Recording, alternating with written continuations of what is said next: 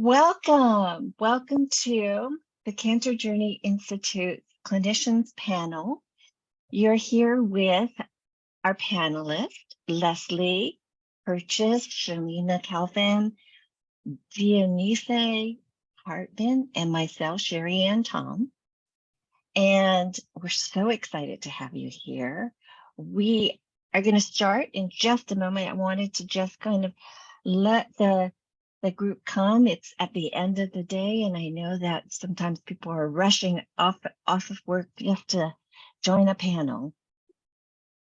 But to start off with, let me show my screen.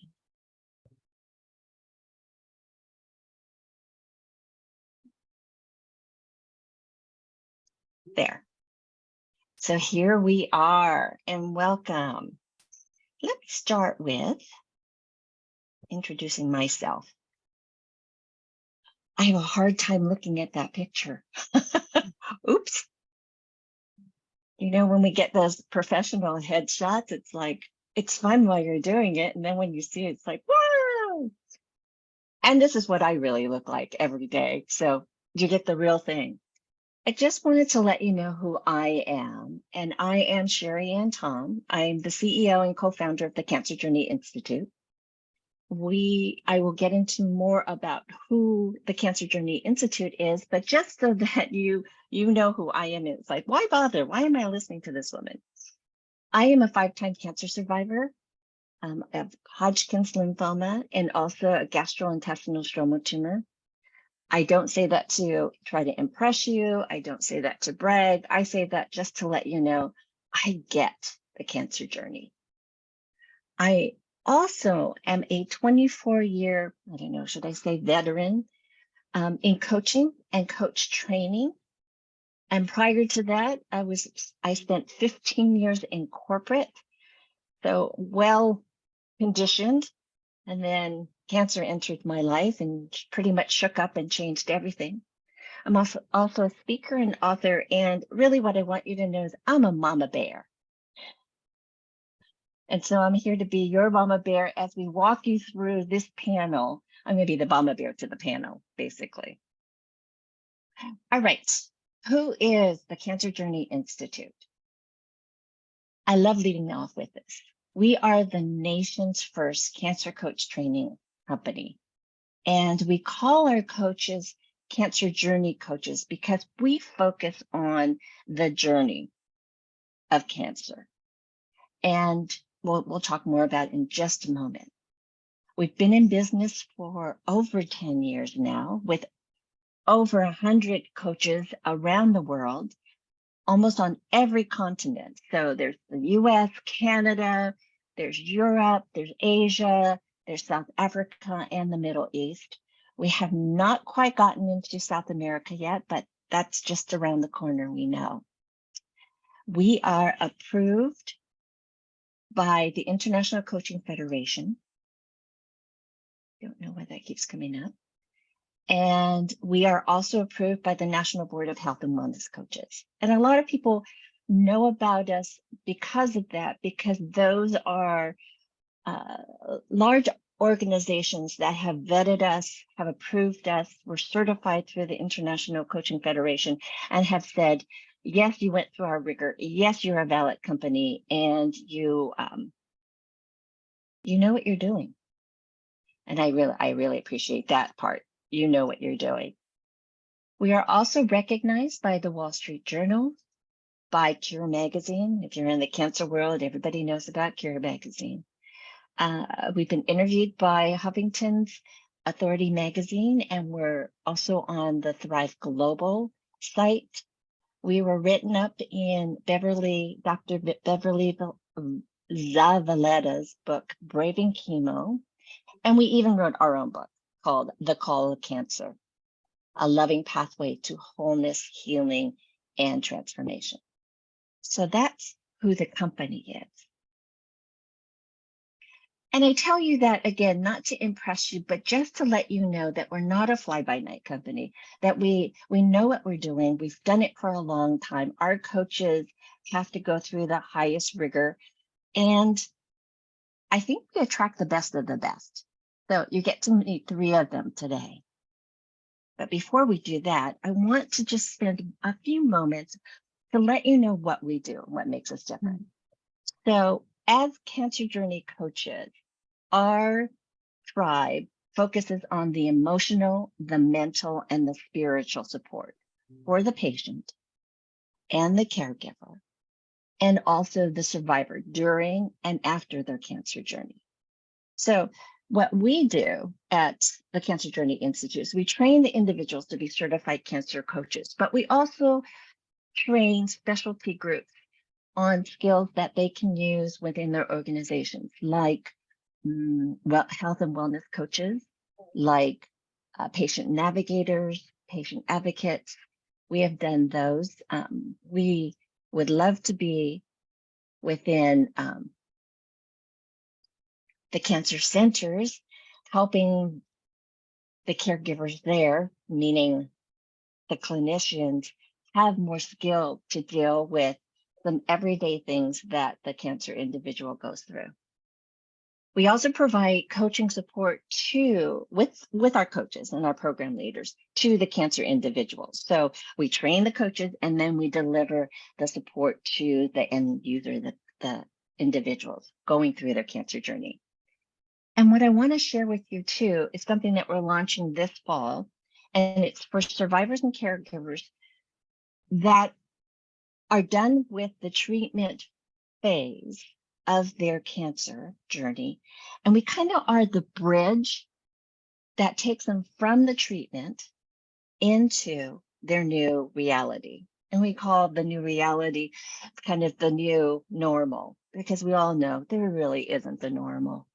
But there is a new reality that they're stepping into. And that became so apparent to us when we all were in shutdown because of COVID. And when that lifted, it was like, oh my goodness, we really entered a new reality, because life isn't the same. And life is not the same after cancer. So that's a little bit about what we do. What you're going to experience today is, first, I'm going to introduce our panel, and then we're going to be opening this up to you, the audience, for questions that you have always wanted to ask a cancer journey coach or a cancer coach or someone who does the kind of work that we do. Why do they do what they do?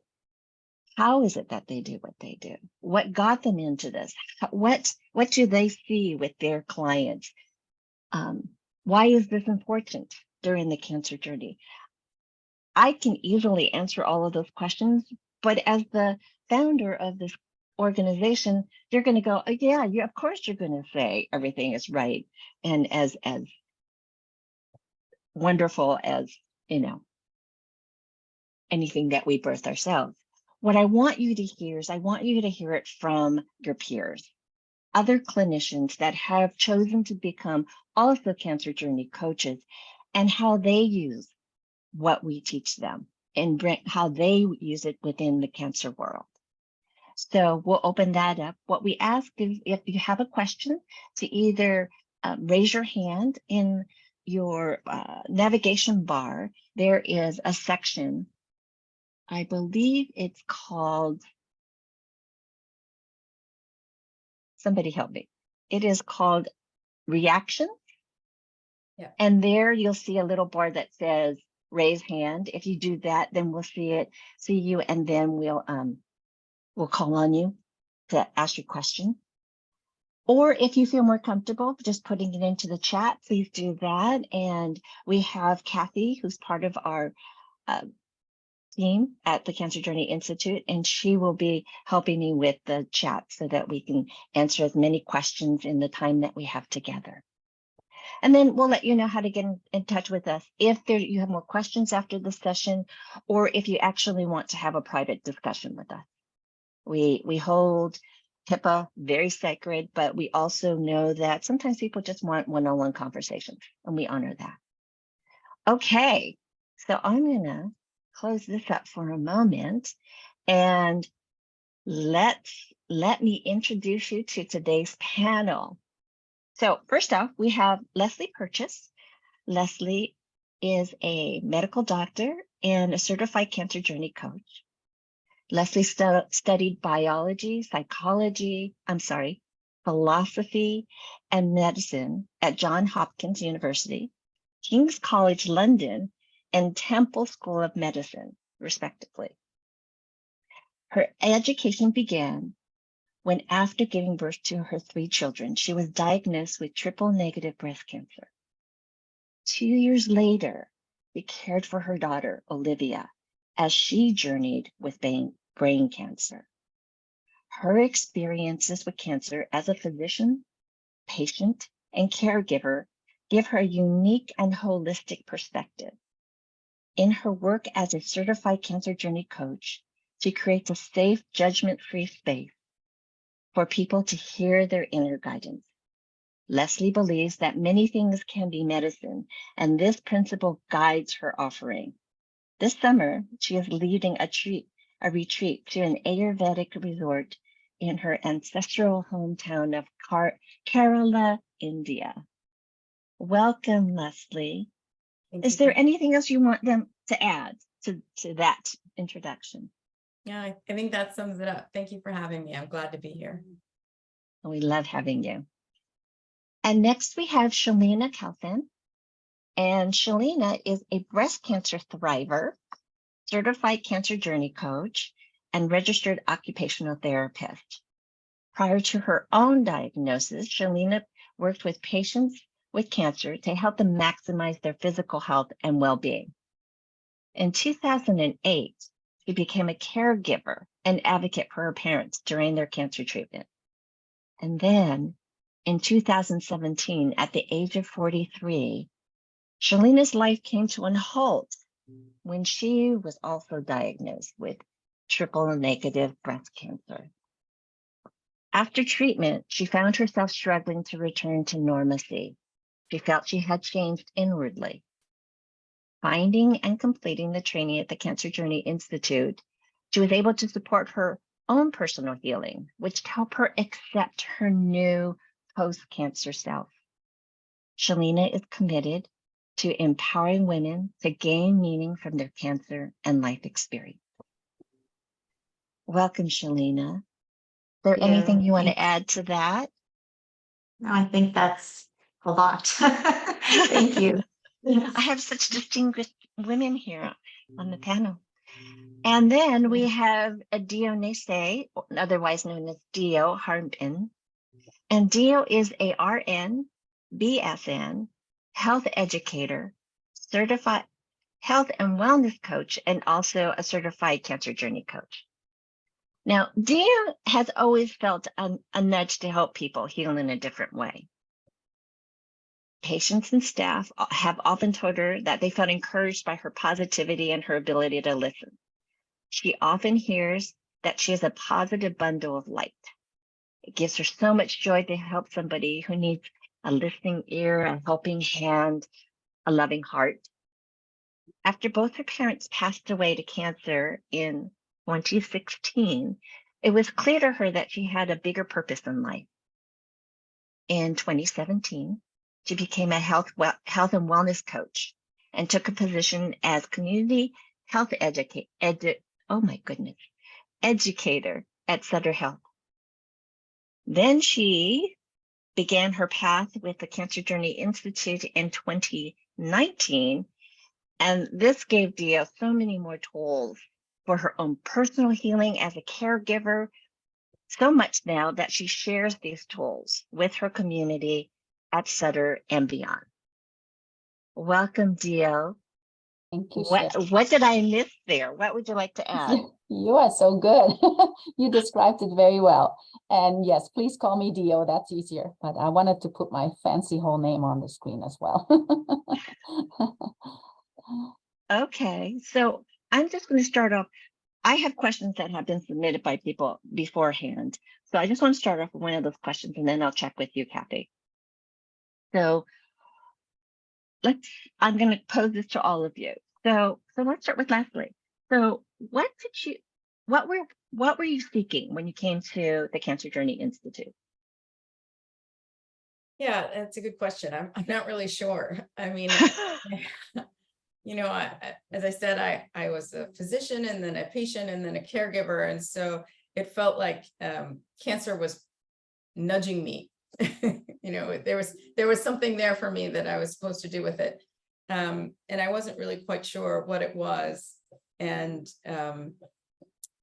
then I recall getting an email invitation to finding out what Cancer Journey Coaching was all about. And I honestly had no idea what coaching even was at the time, let alone cancer coaching. But I had a previous relationship with you and I admired you very much. And so I thought it might be interesting. And about 5 minutes into it, I thought, oh, this is the thing that I can do. I'm no longer a practicing physician, but I have this desire to heal. And I think you can be a healer without giving someone health necessarily. I think healing as health is a state, healing is a repair. And a cancer diagnosis tends to disrupt a lot of things. And a cancer journey coach can help people point people back towards healing and wholeness and regaining a sense of autonomy and agency and integrity in their lives, which is something that I felt my experiences put me in a good position to do.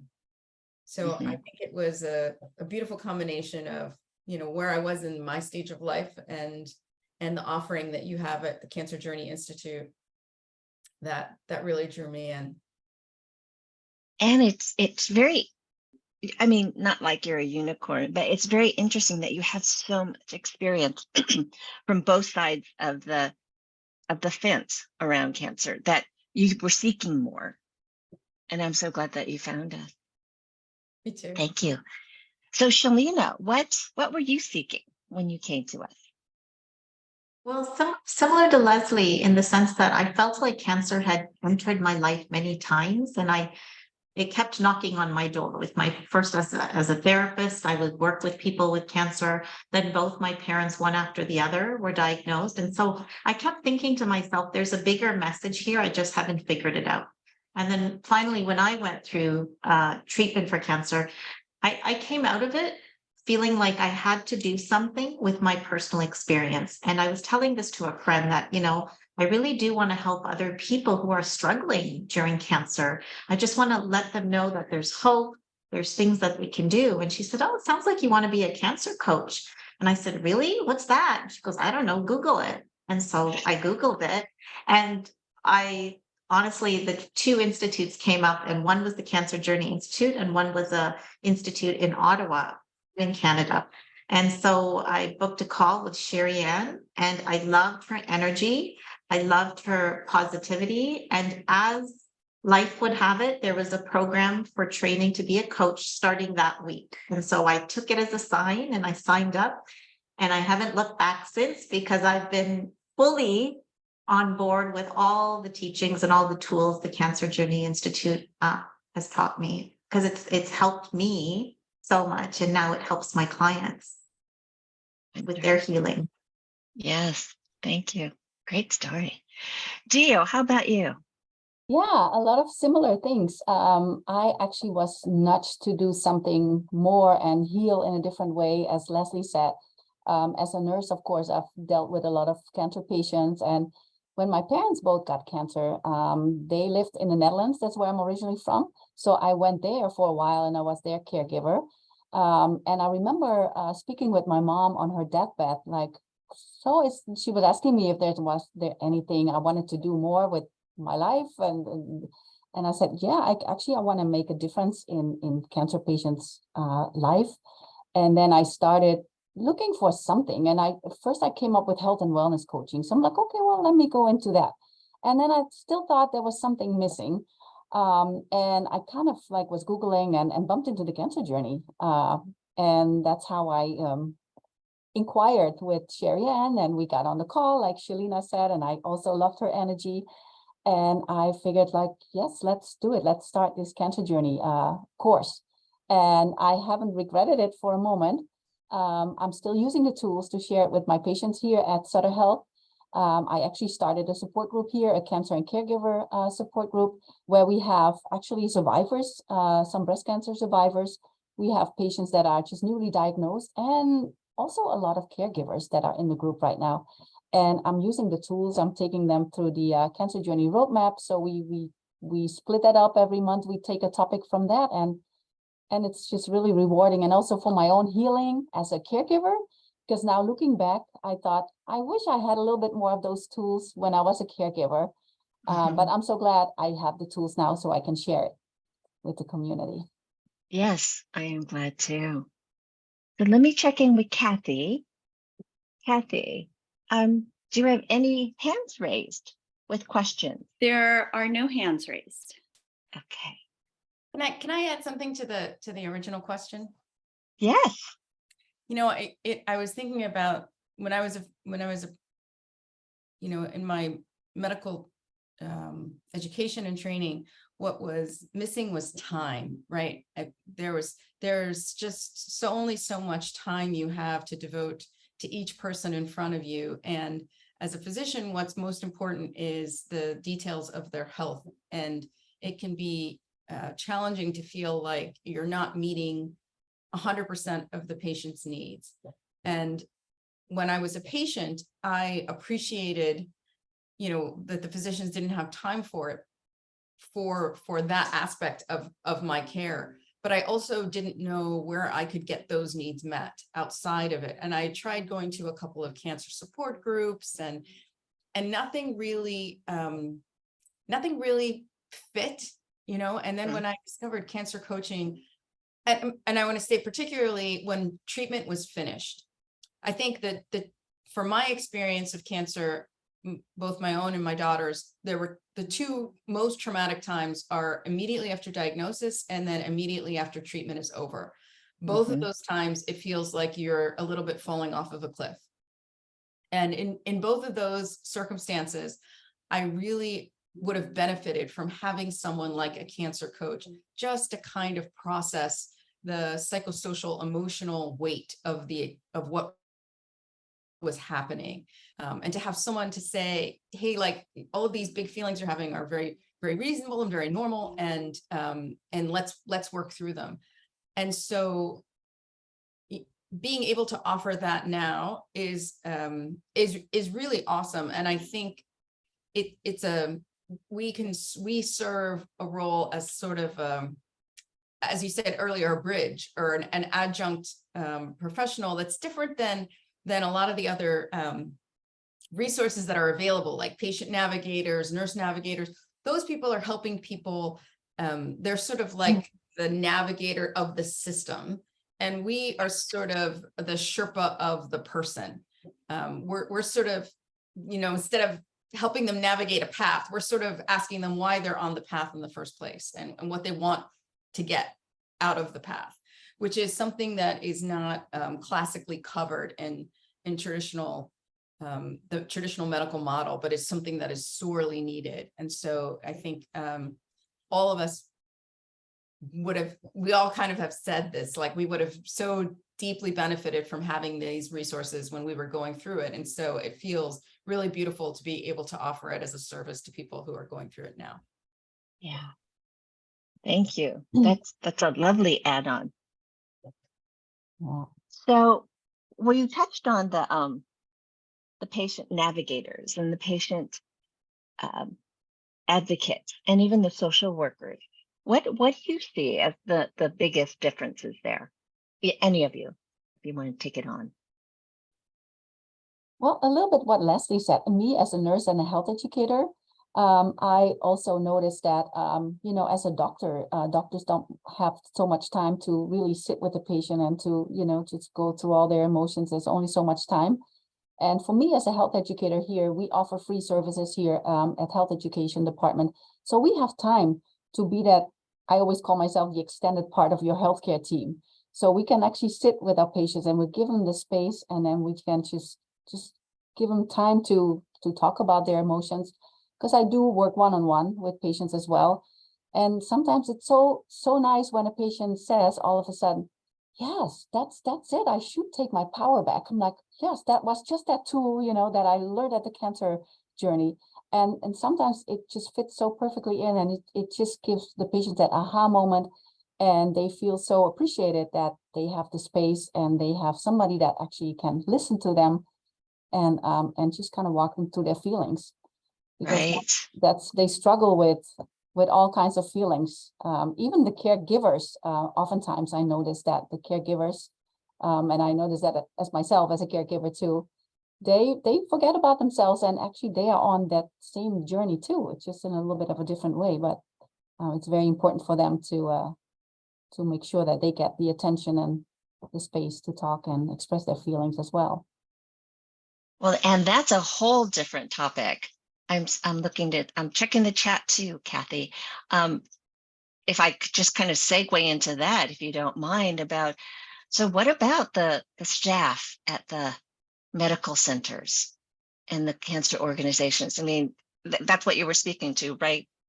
Yeah. Dio, it's like, we want to support them too. Yes, of course, the patients and the caregivers that are coming to the institute, but what about the people who work there?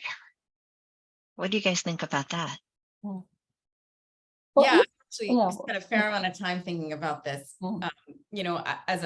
As a former physician, I definitely dealt with burnout, and I definitely carried a lot of the suffering of my patients home with me, and I didn't have the tools at that time to understand how to kind of move it through. I felt like there were two approaches in medicine. You could either put up a wall or take it all on, right? Like those were the sort of two paths that I saw most doctors going down, and neither one of them really serves the patient or the physician. So I think one of the great things about cancer journey coaching tools is that they are tools that are not just specific for someone with a cancer journey, but they're tools that are useful for anyone who is living. And so, I have a deep and abiding desire to work with these tools and adapt them to offer them to people who are taking care of people with cancer, to physicians, to the chemo nurses. You develop this really beautiful guided visualization to meet your cancer, which is super powerful and super lovely. And I've adapted it to people who have, sometimes you take care of people and you kind of carry them with you. There's like a psychic thread that connects you to this patient, and you build up enough of those, and suddenly you're carrying behind a fair amount of energy with you all the time. So there's a visualizations that I've adapted to kind of meet these people with love and cut those cords. And it's kind of a combination of the meet your cancer and the Buddhist metta loving kindness meditation, where you release them and release yourself and sort of take back what belongs to you and release what belongs to them. And it's so I think it's a way of helping caregivers or physicians or clinicians who are providing the care directly to cancer patients, a recognition that they too suffer and they too feel the suffering of their patients, and don't always have the ability to process it, especially in real time. If you're leaving one room and you have to go to the next one, Absolutely. there's just not time for it. And so, I think that there's a role here for us at the Cancer Journey Institute to not just take care of cancer patients and their caregivers, but also the providers. Yeah, absolutely. Absolutely. I just want to add on, Shariann, that what Leslie said, we do feel so many of the tools and techniques taught by the Cancer Journey Institute can be transferable to any discipline. And just like Leslie said, it was easy for me to start a support group. It was easy for me to teach these tools in a multiple of settings, even with my coworkers at the community organization that I worked at as an occupational therapist. They are techniques that can be used by anyone with the training. It's just that awareness that this exists and this is in service of us. Right. So what I'm hearing you guys say is, we know that the tools work. I've always said any good tool is a good tool for life. And that was kind of the goal of creating this. And we're speaking to, not just so much attention is always put on the patient. Like, okay, what is the patient going through? But now we're expanding that to the caregiver. Oh my God, I speak to them as unsung heroes. And now we're even expanding that because we do forget about the clinicians who are there, who do get burnt out, who have, how can you not take on some of the emotions and the worry that your patients have? And so it would be nice to know that, that this could be accepted into those arenas so that life wouldn't be so, lack of a bigger word, struggling, or sometimes even alone because you're carrying it by yourself.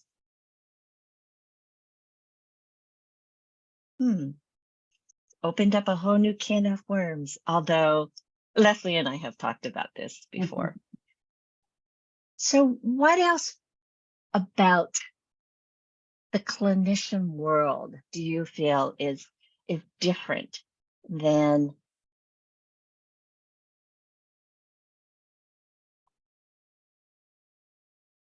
kind of your everyday person that's dealing in the cancer world? And we have Dr. Barbosa who says, as a surgeon, it's hard when my patients need more and we fall short of emotional support. Can you speak to this emotional support that you're able to provide? Yeah, can I respond to that? Absolutely. That makes perfect sense to me. I mean, there's honest to God, there's just no fucking way you can do your job as a surgeon and provide the emotional support that these patients need, right? It's just too big for one person. And in the way our current medical system is structured, unfortunately, a lot of this stuff does fall to the physicians, because they're they're sort of the backstop, especially in large organizations like Kaiser or Sutter, where physicians are sort of the only non-unionized group. And so they are the ones that kind of are tasked with picking up a lot of this excess administrative work as well. So yeah, of course you can't do that. And of course that feels awful. And so that's kind of the point. Like that's where a cancer journey coach, even if you can't provide what it is you want, if you can point people in the direction of the resources that can help them, it's kind of good enough, right? You don't have to do it all alone. And yeah, I feel your pain. I deeply understand the situation you're in. And I think that's what we're looking to provide is support for the system as a whole, and for you as an individual and as a surgeon in particular.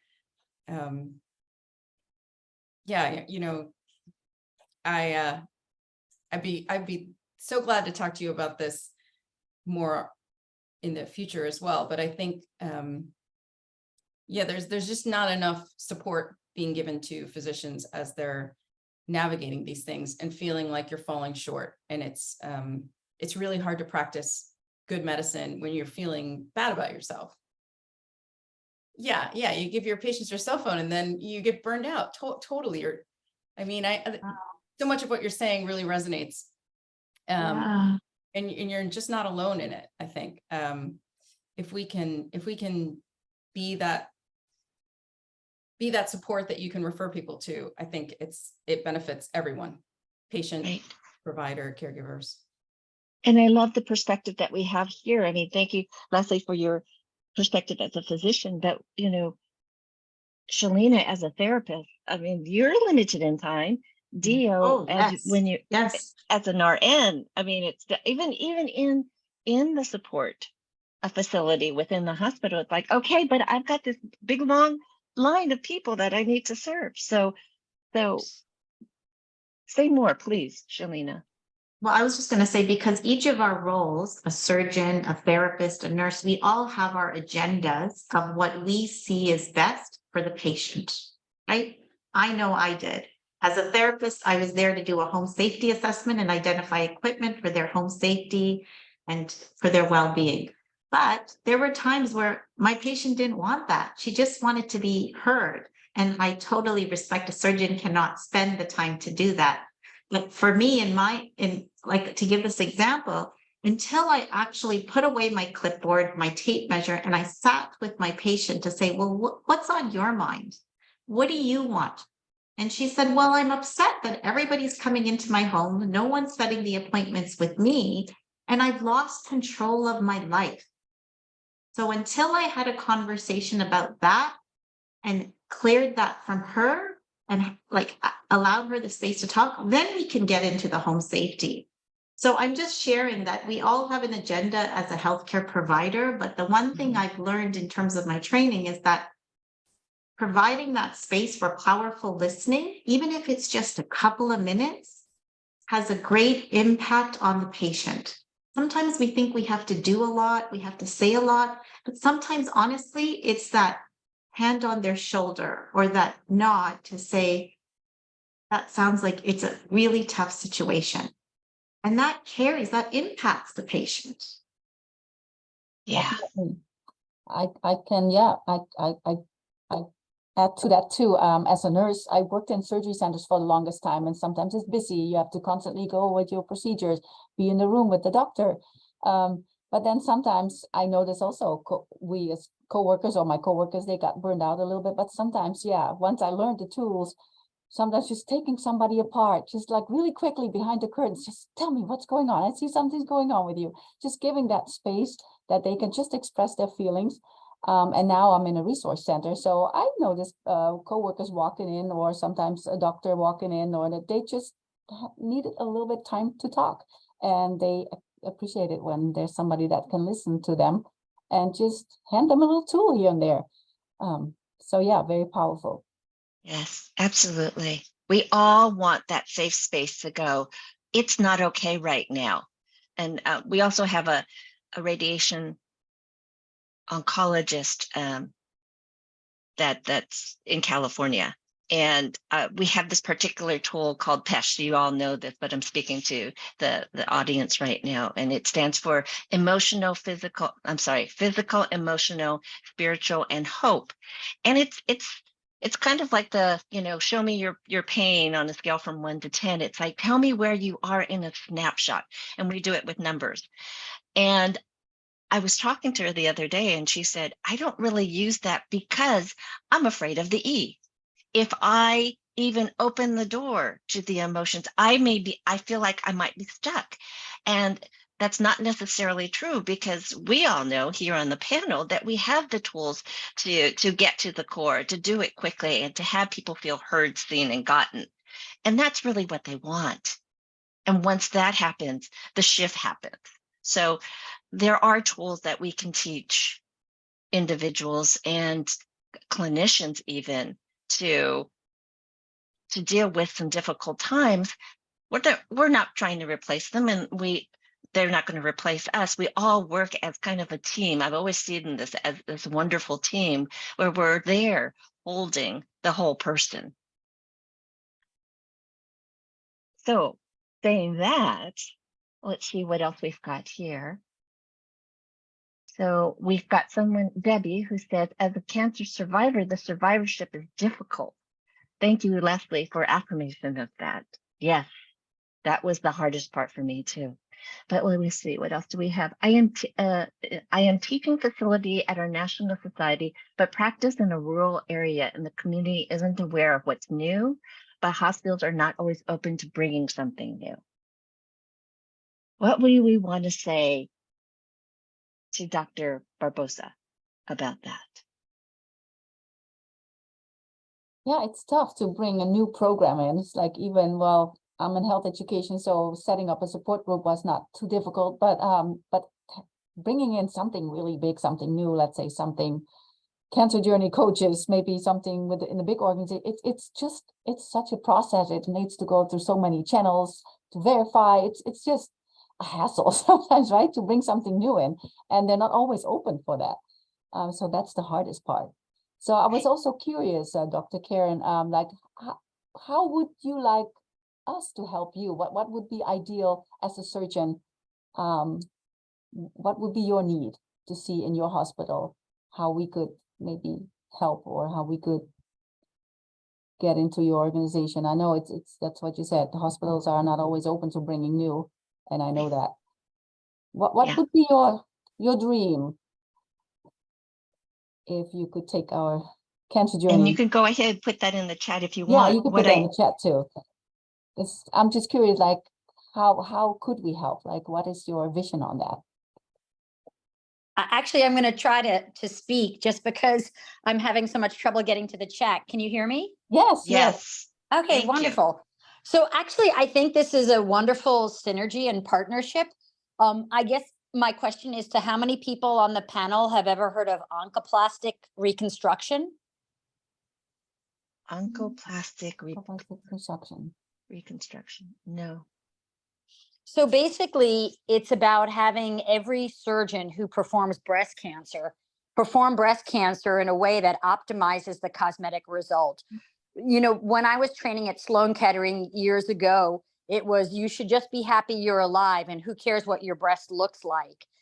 And in Europe, this is very important to teach surgical techniques that keep a woman looking like a woman so that they're not scarred years after surviving their cancer treatment with a deformity because a surgeon was thinking that they could do this. And I feel like so many people don't even know it exists. And you guys are coaches that are going to be helping, you know, numerous hospitals and numerous patients and educating your patients that they have the ability to search for doctors that, you know, are trained to keep the breast looking like a breast and not, you know, being upsold. I work in a community rural where there are a lot of surgeons who don't want to take the courses or don't want to train, and they're doing mastectomies. And I feel like it is so frustrating for me emotionally when I see a patient who comes in with a complication or a problem that they didn't need to have. And, you know, for me, I just feel like you guys are at the pinnacle of patient interface. And I feel like you have the ability to have a voice for communities and, you know, empower your patients if they don't feel like they're getting something to get a second opinion. Mhm. I agree. Would any of you like to speak to partnerships?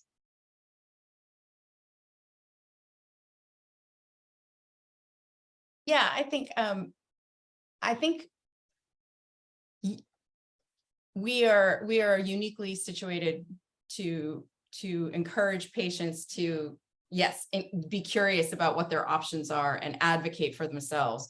But I would be careful to say that we are not in the position of advising patients about treatment directions or even giving them treatment options or that sort of thing. This is particularly tricky for me because, you know, I used to be a physician and I do have opinions about these things. But I don't feel like that's my role as a cancer journey coach to kind of discuss that. I do recommend that people talk to multiple doctors and that they go with people that they feel comfortable with, that they feel like they can ask questions to and feel safe with, right? Because I think healing is a relationship, and if you're not comfortable with the person that you're getting treated from, it's unlikely to end well for either of you. So I just wanted to clarify that I think, you know, our role is more the psychosocial emotional processing of it rather than directing care. But insofar as that includes advocating for themselves to find the best possible treatment for them, the best fit of treatment for them, then I absolutely agree. Yeah. I think the thing is, this isn't a treatment. This isn't like, well, if you have HER2 positive disease, you need Herceptin. This is a style of operating that patients should know about. So you're not directing treatment, you're just educating them. Like I don't know if you guys are also aware that any woman with breast cancer should have genetic testing. And that paper came out about 2 years ago. I was a co-author on that. And there are thousands and thousands and thousands of people nationwide who've had breast cancer treated before that paper came out and never had genetic testing. And I work in a world where, surgeons are paid to cut, so to speak. And so no one's going back into the communities and educating these women. So, I mean, my thing is, I guess what, I would love, I'm going to a new hospital and I'd love to have a component of what you guys provide at our hospital. But I also think you're in a unique position to, educate women. I mean, I don't think it's directing medical care to say, hey, and you can look at it, it's not telling them go to this doctor or that doctor. Every woman with breast cancer should have genetic testing.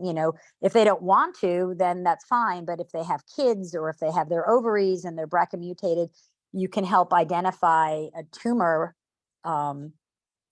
that may be lurking. If people have their breasts removed but they never got tested for BRCA, they might have a higher risk for ovarian. So I'm just saying that I would like to help, as well as potentially get your services available at the institution I'll be joining probably in October. Totally hear you. It is about expanding the awareness and the education. And when I mention partnerships, we are looking to just partner with organizations. That doesn't mean necessarily bringing us in. And Leslie had touched on this too, is more like we have partnerships with with the community of what's available. And so that allows us to speak at a broader range. So you don't have to bring us in, but if you can refer people because this is what's out there, just exactly what you said, I'm not telling you what to do. This is what's available. And then conversely, we could say, did you even consider, you're dealing with this situation. What other options are available? We can keep pointing our clients to exactly what Dio said, was taking your power back and not giving it to just one doctor, but looking at, I'm responsible for my health. And so how do I find these things and what are my options? So we're both trying to expand the viewpoint. Yeah. And I think that's something that is, really important for anyone who's a coach is, I feel like if you are trying to help people on their journey, you don't say there's only one road, because that road might not work for everyone. And when I talk to patients about treatment options, I'm like, well, you can have breast conservation or you can have a mastectomy. But mastectomy is equivocal to lumpectomy with radiation. What I'm saying is there's many paths sometimes to achieve a happy goal. And I often tell patients, I'm only meeting you for an hour on your initial consultation. I can't decide who or what type of person you are. If you're going to wake up every morning panicked that the cancer is back and it's going to distort your quality of life, then maybe you are better suited to being more aggressive up front. So I think that's the thing. I'm just trying to advocate an educational environment if you're coaching. And I work with a lot of, I donate my time and do a lot of public speaking for my local community. And I think it's really important for people to be aware that genetic testing is recommended for breast cancer patients. And we are recommending that, you are asking about it, because if a patient says to their doctor, are you trained in oncoplasty? And they say, what's that? Then this patient might, especially if they're a young woman, do they really want to be deformed, or do they really want, having patients advocate up front, what do your outcomes look like? I think it's something you don't think about, because most patients are scared and they're like the rabbit in the hole and they're just waiting to get treated and they're so paranoid. And it's like, I think a lot of patients that come to me, they don't even think they can get a second opinion. Well, you're the doctor. And I'm like, well, you know what? If, you're here and you want to get some other perspectives, and they're like, what? And I'm like, yeah, you're okay to go somewhere else and get a second opinion. And they're almost shocked. But I think it's really important for them to understand it's not just one road. And I think part of what I feel your group is especially attuned to is the psychosocial and emotional component. But I, as a surgeon and being part of these teaching courses for reconstruction, it's important for women to know that there's an option to maintain a lot of, actually, I'm speaking right now from Georgia, one of the top breast surgeons in reconstruction, who's pioneering some new cutting edge techniques, is, is basically working to make women sometimes look better after surgery. You can get your cancer taken out through a reduction or a lift. And it's not about vanity. It's about getting them through without being deformed. And that becomes the hallmark when patients look in the mirror and they're like, well, my nipple's pointing to the floor or to the door, you know what I mean? So I think that's something that, for you as a group, to be aware, to educate women, there are these other options. Right. And I love the passion that you are espousing. I mean, it's kind of charges me up of, yes, this is what's possible when and I am a big fan of partnering. And I think that having our occupational therapist and our RN and our MD here just kind of shows that, we all we need all of us. It's not one cookie cutter approach or one direction. And so we all help the end user, the patient, and the caregivers, and the patients who become survivors and need to go back into the world. So it's like this whole ecosystem. So thank you for sharing that, Dr. Barboza. We're almost at the top of the hour, and I want to just get a few words of wisdom or answer any other questions that you may have out there. Let me just, before we do that, let me just share my screen one more time. I want you guys to know how you can get in touch with us if you have more questions or something comes up after this that you want to be like, oh, I need to talk to you about that, or you want to have a private conversation. So the way to reach us is info@thecancerjourney.com. Again, our email is info@thecancerjourney.com. And we have our community concierge, Kathy, here, who will be your point of contact, and she will get you in touch with any of us that you need to. We have a very big team of coaches. And are there any questions before I ask our panel their last question? I have a question. Hi, Shariann. It's Allison Gauze. Hi, Allison. How are you? I'm good, thank you. I am so sorry for coming in late. I've been working late tonight, and I wasn't able to get on until 5:30. So I'm sorry I missed the beginning. I'm glad you're here. Sorry I missed the beginning of your panel session. Just in the last 20 minutes that I've been part of the meeting, I've already, learned so much and been very inspired by the discussion happening. I'm a patient navigator at Marin Health, and I've known Shariann for many years.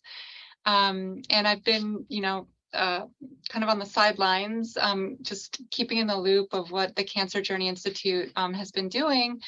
But as a navigator, I'm really interested in learning how to connect patients with a coach when they're done with treatment. And if someone's interested in taking part in your institute, would it be best to just lead them to your website, or is there a specific, the email address? Should they just email? So. Yes, a yes, and yes. So websites are always the first place people go to, because there's a lot of information about us there. And if they can find something that interests them, as I mentioned before, we're going to be launching a new program specifically for survivors. So getting over that bridge into the new reality where you're feeling lost, you're asking existential questions like, who am I now? What's my purpose? What do I want to do with my life after cancer? We're uniquely skilled and prepared to answer those questions. And just getting directly to us with the info@thecancerjourney.com is perfect. We are high touch, so everybody will get addressed, everybody will be touched, and we'll see how we can help you. Thank you for joining us, Allison. Kathy. So thanks for your question, Allison. I'm the person that they would probably connect with first. And so I'd probably get an email or a phone call from them. And with a little bit of conversation, I find out where they are, what they need, and connect them either with a program or a coach or a program ambassador to follow up so Okay, that they get great. what they need. Thank you. Sure. I just wanted to add, Allison, that if they are interested in the Cancer Journey coaching, like to be coached by someone, the Cancer Journey Institute, the coaches all offer a complimentary coaching session so that they can have an experience of what it feels like to have the Cancer Journey coaching done with them. And that way they get a better taste if this is a good fit for them or not, either with the coach or the experience. Right. That's great. Thank you. Okay, so round robin, really quick. Leslie, what's one thing you really want the clinician, the cancer world to know? Just that we exist, that we are here as a resource to help to serve their patients and them as in their care providing. Great. I'm hearing team. We're part of the team. Yeah. Dio, what would you like to say? Yeah, I agree with Leslie, and it's such an enrichment to have the tools and to share that with others. Thank you. Shelyna? Yeah, I think it's been said, but I think it doesn't have to be on a big scale. I think there's small techniques that create such a difference in the lives of the patients and the clinicians. I think it's a real investment for everybody. With that, thank you, everyone. We do have monthly free events, and oftentimes we're sharing a tool or two, very simple ones that can be used. So please keep visiting us on our website. Come join us for these conversations. I love doing these panels. You never know what's going to happen, but it's always good information. So thank you again. Welcome to the Cancer Journey Institute. We'll see you soon. Bye for now.